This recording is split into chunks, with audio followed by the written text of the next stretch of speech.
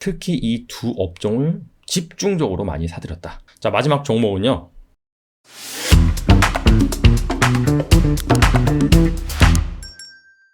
자, 코스피 지수가 어느덧 2400선을 눈앞에 두고 있습니다. 시장의 시선이 강한 경기 침체에서 약한 경기 침체로 옮겨가면서 이 같은 상황이 전개되고 있습니다. 외국인 투자자 역시 새해 들어서 딱 하루를 제외하고는 연일 순매수예요.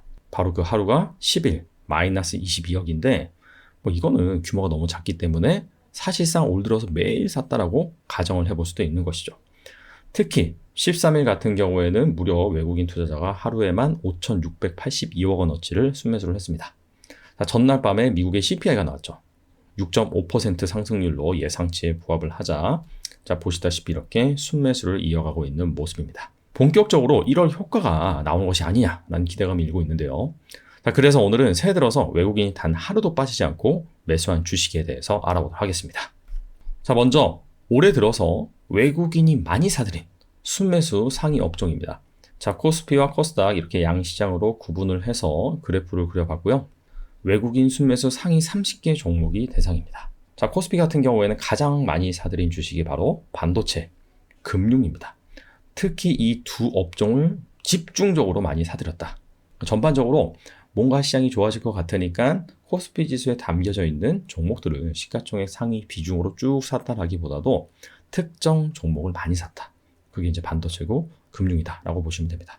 반도체는 원래 시가총액 비중이 크지 않느냐. 자, 그래봤자 삼성전자, 우선주 포함해서 한 30% 정도 되는데 그거를 48%나 18%포인트 초과해서 많이 샀다라고 하는 것 자체가 확실히 좀 반도체가 올해 괜찮을 것이다라는 기대감이 담겨져 있는 것이죠. 올해 업황은 최악이긴 하지만 반대로 얕은 경기 침체로 지나가고 그렇다면 반도체 불황이 생각보다 좀 짧을 수 있다. 자, 이런 기대감이 반영이 되어 있는 것이죠. 두 번째로 많이 산 금융 같은 경우에도 원래 코스피에서 차지하는 비중이 한 10% 정도인데 자, 보시다시피 19%나 사들였다. 라는 것 자체가 확실히 좀 많이 담았다라고 볼 수 있는 부분이고 전반적으로 은행주를 많이 샀습니다. 금융 지주사나 그 이유를 생각해 본다라고 한다면 앞서서 말씀드린 약한 경기 침체 같은 경우에는 금융사들한테 생각보다 그렇게 큰 타격은 아니라는 것이죠. 원래 금융사들이 경기 침체 구간에 실적이 부진하고 주가도 많이 내려가는 편입니다. 그 이유가 경기가 안 좋으니까 기업이나 가게나 돈을 못 갚는 겁니다. 그렇다면은 충당금을 많이 설정을 해야 되겠죠. 근데 생각보다 경기 침체가 심하지 않네? 라고 한다면은 그 충당금 적립 이슈가 낮아질 수가 있는 거고 나중에는 환입이 될 수 있겠죠. 자, 그런 부분에 있어서 매수세가 좀 유입되지 않았나 생각을 해봅니다. 자, 코스닥 시장 살펴보면요. 기계, 게임, 반도체, 제약과 바이오 이런 섹터를 중심으로 많이 사들였습니다. 전반적으로 코스피에 비해서는 코스닥이 특정 업종을 집중적으로 사들였다기보다도 전반적으로 다양한 업종을 매수를 했다. 자, 근데 시가총액 상위 주식을 많이 담았다라고 볼 수는 없어요. 그 이유가 시가총액 상위 주식이 아무래도 코스닥 같은 경우에는 2차전지입니다. 2차전지 비중이 가장 큰데 2차전지는 자, 여기에 나와 있지도 않죠. 상당히 조금 샀다. 즉 확실히 작년에 비해서 올해 같은 경우에는 손바뀜 현상이 나오고 있는 것이 아니냐 해석해 볼 수 있는 대목이죠. 재미있는 거는 기계입니다. 기계가 코스닥 시장에서 차지하는 비중이 상당히 낮습니다. 그럼에도 불구하고 올해 들어서 외국인 투자자가 기계 업종만 25%나 사들였는데 이거는 특정 종목 때문입니다. 바로 레인보우 로보틱스죠. 얼마 전에 삼성전자가 유상증자 방식으로 레인보우 로보틱스 지분 투자를 했죠. 그 바람에 외국인들이 이 레인보우 로보틱스를 계속해서 매집을 함으로 인해서 이렇게 기계 업종 순매수 비중이 높아졌습니다. 자, 지금까지 연초 이후에 외국인이 어떤 업종을 많이 사들였는지 알아봤는데요. 올 들어서 단 하루도 빠지지 않고 외국인이 매일매일 사들인 상위 4개 기업에 대해서 알아보도록 하겠습니다. 자, 첫 번째 기업은요. 바로 현대건설기계입니다. 외국인 투자자가 11일째 매수를 하고 있습니다. 이게 영업일 기준이기 때문에 작년 말부터 사들였다라고 보시면 되고 같은 기간 매수 금액은 169억 원입니다. 크게 이 두 가지 모멘텀이 있습니다. 첫 번째가 바로 미국의 일자리 및 인플레 감축 법안에 따라서 1조 달러 규모의 인프라 투자가 올해부터 본격적으로 실시가 되죠. 작년 같은 경우에는 이 법안을 마련했다라고 한다면은 올해 같은 경우에는 본격적으로 이 인프라 투자가 실시가 됩니다. 이에 따라서 건설기계 수주가 현재 증가를 하고 있어요. 아시다시피 탈세계와 블록화 이런 관점에서 리쇼어링 트렌드, 미국에다가 일자리를 만들기 위해서 세계에 나가 있던 공장을 미국으로 불러들인다. 반도체 대표적이죠. TSMC나 삼성전자도 미국에다가 현재 투자를 하고 있고, 전기차는 말할 거 없죠. 2차 전지. 지금 LG 엔솔이 여기저기 GM, 포드, 스텔란티스 등등과 합작을 해서 지금 북미 지역에다가 전기차 공장, 배터리 공장을 짓고 있습니다. 그리고 친환경 에너지, 아시다시피 태양광 풍력, 이거에 관련된 투자도 본격적으로 하고 있죠. 자, 이런 것들을 만들기 위해서는 건설 기계가 필요합니다. 그래서 그 발주량이 늘어가고 있는데, 사실 현대 건설 기계뿐만 아니라 미국의 캐터필러사 같은 경우에는 52주 최고가입니다. 주가가 상당히 좋아요. 그래서 이 글로벌 건설 기계 기업들이 현재 부각을 받고 있다. 신흥시장 같은 경우에는 사우디 네옴시티 관련 수주가 이미 3분기에 전분기 대비 2배 이상 증가했다고 하더라고요. 그 다음에 인도네시아 등 이 자원 개발 부국 있죠. 여기에서도 리튬이라든지 니켈 관련된 자원 개발이 호황을 이루고 있기 때문에 건설기계 수요가 늘고 있습니다. 4분기 실적은 한 매출이 전년 동기 대비 12% 그리고 영업이익은 흑자 전환할 것으로 증권가에서는 기대하고 있습니다. 외국인 투자자 지분율이 보시면은 작년 8월까지는 계속해서 빠지다가 그 이후로부터는 이렇게 턴하는 모습을 볼 수 있죠. 단기적으로 뭔가 들어왔다라기보다도 장기적인 방금 말씀드린 그런 투자 아이디어에 기인을 해서 계속해서 지분을 늘려가고 있는 상황입니다. 자, 다음 종목은요, 바로 호텔 신라입니다. 호텔 신라는 외국인 투자자가 13일째 계속해서 사들이고 있습니다. 같은 기간 매수 규모가 823억 원입니다. 자, 호텔 신라 같은 경우에는 사업부가 크게 호텔과 면세점으로 구분이 되어 있죠. 최근 실적이 개선되고 있는 거는 일단 첫 번째는 기저효과입니다. 코로나 때문에 너무나도 안 좋았죠. 작년 실적들이. 자, 하지만은 이 기저효과로 인해서 개선이 되고 있는데 호텔 부분이 실적이 좋아지고 있습니다. 일단 계적적 성수기 4분기를 들어서 말씀드린 겁니다. 국내 관광객들이 계속해서 늘고 있고요.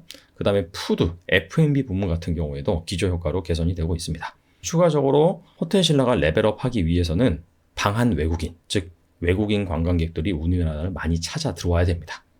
자, 일단 중국 같은 경우에는 지금 서서히 들어오고 있죠. 물론 입국 시 이 코로나 검사를 계속해서 하고 있는데 지금 양성률이 점점 낮아지고 있다고 합니다. 자, 그렇다면 언젠가는 중국인 관광객이 본격적으로 유입될 수 있다라고 볼 수 있고요. 자, 그렇다면은 이 호텔 신라의 주력 매출원이었던 중국의 따이공, 보따리상을 뜻합니다. 이쪽 수요도 어느 정도 회복이 될 것으로 기대가 됩니다. 자, 근데 관건은 이 따이공들이 우리나라에서 많이 사들이, 우리나라 면세점에서 많이 사간 것이 바로 화장품이었어요. 근데 아무리 리오프닝이 이제 100% 시행이 된다 하더라도 과거와 같은 이 화장품 매출을 기대할 수는 없어요. 왜냐하면은 프리미엄 브랜드 같은 경우에는 일본, 유럽 이쪽을 지금 중국에서 선호를 하고 있고, 그 다음에 중저가 같은 경우에는 로컬 브랜드가 선전을 하고 있습니다. 우리나라 브랜드들이 설 자리는 점점 줄어들고 있다. 이건 팩트이기 때문에 이 따이공 수요가 어느 정도 회복되는지 그 부분을 잘 살펴볼 필요가 있을 것 같고, 자, 두 번째는 코로나 이후에 우리나라 음반 판매액이 상당히 많이 성장을 했습니다. 그리고 그 전에는 일본, 중국이 중심이었다면은 점점 북미권, 유럽권 쪽으로 치고 올라오고 있거든요. 자, 그런 관점에서 K 컨텐츠 파워가 더 세졌기 때문에 방한 외국인이 더 늘어날 수 있는 부분도 있어요. 그래서 그런 부분도 잘 살펴볼 필요가 있다. 자, 국민연금 같은 경우에 최근에 지분 신고를 했는데 리오프닝 기대감에 지난 4분기 원래 지분이 7%대였는데 10%대로 대폭 확대를 했습니다. 자, 외국인 투자자의 지분율을 보시면은 5월 이때가 저점이었죠. 이 저점을 기점으로 계속해서 중간에 약간 변동성은 있어요. 하지만은 전반적으로 계속해서 상승을 시키고 있다. 지분율이 한 13% 정도였는데 최근에는 20%까지 치솟았다라고 하는 것은 자, 그만큼 이 리오프닝의 수혜주다라고 보는 것이겠죠. 자, 다음 종목은요, 바로 KINX입니다. 자, 이 종목은 다소 좀 생소하실 거라고 생각이 되는데 제가 한 몇 달 전에도 언급을 해드렸던 기업입니다. 외국인 투자자가 13일째 매수를 하고 있고요. 같은 기간 매수 규모는 63억입니다. 규모가 좀 상당히 작긴 하죠. 하지만 이 주식 역시 시가총액이 작은 중소형주에 속하기 때문에 이 정도 규모는 의미가 있다고 볼 수가 있고요. 자, IX, IDC 센터 서비스를 제공하는 업체다. 자, IDC가 인터넷 데이터 센터죠. 이건 잘 아실 테고, IX가 인터넷 교환이라는 뜻인데 국내 유일의 중립적 인터넷 교환 업체입니다. 자, 무슨 얘기냐? 넷플릭스, 구글, 네이버 등을 컨텐츠 프로바이더라고 합니다. 자, 이들이 ISP, ISP가 대표적으로 통신 3사를 뜻해요. 여기로부터 회선을 받아서 사업을 하죠. 근데 이런 경우가 있어요. 만일 제가 KT에 가입을 했습니다. 근데 넷플릭스는 SK 브로드밴드 회선을 사용해요. 자, 그렇다면은 각각의 취급하고 있는 ISP가 다르죠. 자, 이런 ISP를 연동시켜주는 경로가 바로 IX, 인터넷 교환입니다. 자, 근데 통신 3사 같은 경우에는 IX 역할을 하면서 레이어 3망을 보유하고 있어서 라우터를 통해서 자사망을 거치도록 해서 비용을 받아요. 아까 말씀드린 것처럼 제가 뭐 KT고 넷플릭스가 SK라고 한다면. 그러나 KINX는 중립적 IX로 레이어 2 스위치를 이용하기 때문에 자사망을 억지로 거치도록 못합니다. 자, 그래서 국내 유일의 중립적 IX 사업자라고 볼 수 있고요. 이러한 매력 때문에 우리나라와 연동하려고 하는 글로벌 사업자들이 이 KINX의 IX 서비스를 이용한다고 합니다. 그래서 이 데이터 트래픽이 늘어나면 늘어날수록 실적이 계속해서 성장을 했어요. 10년간 연평균 매출액 성장률이 13%, 영업이익은 16% 정도 됩니다. 그리고 2024년에 과천 IDC를 완공 예정입니다. 이게 원래는 2024년 초에 완공 예정이었는데 최근에 약간 좀 밀렸습니다. 대신에 돈은 더 많이 들어갔어요. 그래서 1,600억 규모로 기존 캐파의 3배 수준이라고 합니다. 근데 문제가 뭐냐? 이게 1,600억 원이나 투자를 했기 때문에 가동 시 감가상각비 증가로 레버리지 효과, 즉 매출액이 의미 있게 올라오기 전까지는 이익이 역성장할 수 있는 우려가 있습니다. 자, 그래서 실적이 좋고 성장 모멘텀이 있음에도 불구하고 최근에 좀 빡세권이었죠. 근데 아시다시피 외국인 투자자가 7월 말부터 본격적으로 지분을 늘리기 시작합니다. 원래는 20%대 초반이었는데 지금 27%까지 치솟았어요. 근데 알고 보면 이거는 특정 외국인이 사들인 것이라고 볼 수 있습니다. 자, 피델리티라고 있습니다. 외국계 투자회사인데 여기가 최근에 6%대에서 7%대로 지분을 확대했다라고 밝혔습니다. 근데 보시다시피 계속해서 늘리는 것을 보니까 현재 이 가격대에서 메리트가 있다라고 판단을 하는 것 같아요. 자, 마지막 종목은요. JB금융지주입니다. 외국인 투자자가 17일째 매수를 하고 있습니다. 매수 규모는 542억 원이에요. 자, JB금융지주.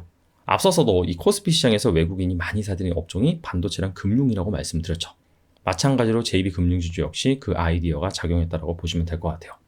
자, 강원랜드 사태로 인해서 지방은행의 건전성 이슈가 대두가 됐었죠. 그때가 바로 이 9월달, 10월 초 이때입니다. 그래서 JB금융지주가 먼저는 한 6월 달에 경기 침체 우려 불거지면서 전반적으로 주가들이 많이 빠졌었는데 그 이후에 한 단계 더 빠졌습니다. 그게 바로 이 강원랜드 사태 이슈로 지방은행의 건전성 이슈가 대두됐기 때문에 JB금융지주의 부동산 PF 규모가 다른 지방은행 대비 좀 큰 편입니다. 총 여신 대비 부동산 PF 대출 비중이 11.6%로 가장 높아요. 그래서 이때 당시에 JB금융지주가 좀 많이 빠졌어요. 하지만 회사에서 적극적으로 좀 해명을 하긴 했죠. 자, 만일의 사태에 대비를 해서 이 부실을 흡수할 수 있을 정도로 연말까지 충당금을 적립을 해놓겠다라고 밝힌 상황이고 그 이후로도 좀 대처를 잘 했습니다. 근데 그 이후에 회사채 시장이 일단 진정이 됐죠. 그리고 시장 금리가 안정적으로 좀 내려오면서 이러한 전반적인 리스크가 좀 축소되는 분위기입니다. 자, 이에 따라서 연말 이 배당 기준일을 앞두고 주가가 많이 회복을 했고요. 배당락 전후로 보시다시피 외국인의 매수세가 강력하게 유입되면서 주가가 빠른 속도로 회복이 되고 있습니다. JB금융지주가 이 PF 리스크만 아니면 정말 좋은 은행이긴 하거든요. 배당 수익률이 현재 주가 기준으로도 거의 6%, 7% 정도 되고 지방은행 중에서는 유일하게 중간 배당을 하는 업체입니다. 자, 코스피 지수가 2400선을 눈앞에 두고 있죠. 자, 하지만은 여기에서는 강력한 기술적인 저항선이 또 자리하고 있고요. 그 다음에 이제 본격적으로 상장사들의 실적 발표가 이어지고 있는데 과연 예상치를 웃돌 것인지 아니면 밑돌 것인지 또 여기에 따라서 또 단기적으로 차익 매물이 나올 수도 있습니다. 그래서 여기에서 막 치고도 올라간다. 자, 그렇게 예단하지 마시고 이렇게 큰 손돌이 사는 종목 중에서 아이디어가 명확한 그런 종목이 있다라면은 여러분들이 관심 종목에 잘 등록을 해 놓으신 다음에 또 좋은 기회가 왔을 때 여러분들이 긍정적으로 검토해 보셨으면 좋겠습니다. 감사합니다. 끝으로 제가 최근에 대한민국 산업 지도라는 서적을 출간을 했습니다. 시중에 주식 투자 서적이 상당히 많죠. 대부분 저자들의 투자 경험, 인사이트나 투자관을 다룬 책입니다. 하지만 이 대한민국 산업 지도 같은 경우에는 상장사 2333개의 전체 산업 분류, 세부 섹터 분류를 포함을 하고요. 각각의 섹터에 맞는 투자 포인트를 한 권에 다 담았다라고 보시면 됩니다. 목차는요. 총 6개 장으로 구분이 되고요. 인프라 필수 소재, 기초 소재와 산업재, IT 소비재 1, 2, 3으로 구성이 되어 있습니다. 그리고 각각의 장에는 해당되는 산업이 포함되어 있고요. 섹터까지도 담겨져 있습니다. 그래서 총 27개 산업으로 분류가 되고 하위 섹터까지 합치면 총 185개입니다. 해당 산업, 섹터 분류 같은 경우에는 네이버 업종 분류를 따르지 않고 제가 직접 상장사 사업보고서를 하나하나 열면서 분류한 내용입니다. 내용을 간단하게 살펴보면은 모든 산업 내지는 섹터 같은 경우에는 첫 번째, 인트로 및 개요와 특징으로 구분되어 있습니다. 해당 산업이 어떻게 우리나라에서 성장을 했으며 현재 어떤 플레이어들이 있고 시장의 경쟁 강도 그리고 경기 민감도는 어느 정도인지 비즈니스 모델은 어떻게 구성이 되어 있는지 그런 부분에 대해서 기재를 해놨고요. 두 번째는 산업의 성장성입니다. 과연 성장 산업인지 아니면 성숙기 산업인지 그리고 마지막으로 투자 포인트를 기재를 해놨습니다. 가장 중요한 부분이라고 볼 수 있겠죠. 해당 산업에 속해 있는 주식들, 기업들 같은 경우에는 어떤 상황에서 실적이 좋아지고 주가는 또 어떤 포인트로 반응하는지 핵심 부분을 잘 기재를 해놨습니다. 그리고 마지막으로는 해당 산업에 속해 있는 시가총액 1위부터 20위까지 대표 종목이라고 볼 수 있겠죠. 해당 기업들의 실적, 주요 투자 지표, 배당 수익률, 시가총액을 기재를 해놨습니다. 그리고 이 데이터가 2022년 3분기 반영한 데이터 값입니다. 그래서 가장 최신의 데이터를 반영한 것도 특징입니다. 그리고 앞서 살펴본 이 마인드맵 관점에서 어떻게 세부 섹터로 구성이 되어 있고 어떤 종목들이 여기에 포함이 되어 있는지 여러분들이 한눈에 보실 수가 있습니다. 내가 산 주식은 왜 안 오를까? 주식 투자함에 있어서 가장 큰 미스터리 중에 하나입니다. 여러 가지 이유가 있겠지만은 가장 대표적인 이유는 내가 산 주식보다 더 좋은, 남들이 보기에 더 매력적인 주식이 있기 때문입니다. 자, 그렇기 때문에 투자자 입장에서는 사실상 전체 상장 기업이 어느 산업에 속해 있고 그 산업의 성장성이 어떠하며 어떤 투자 포인트를 가지고 있는지 알아야 합니다. 하지만 개인 투자자 입장에서 이런 것들을 다 공부하기가 사실상 불가능하죠. 제가 보기에는 최소한 1000시간 정도는 공부를 해야 됩니다. 이 대한민국 산업 지도를 여러분들이 보신다면은 그러한 시간을 획기적으로 단축할 수 있을 거라고 생각이 됩니다. 물론 각각의 산업에 대한 엄청난 딥한 정보라든지 인사이트는 없습니다.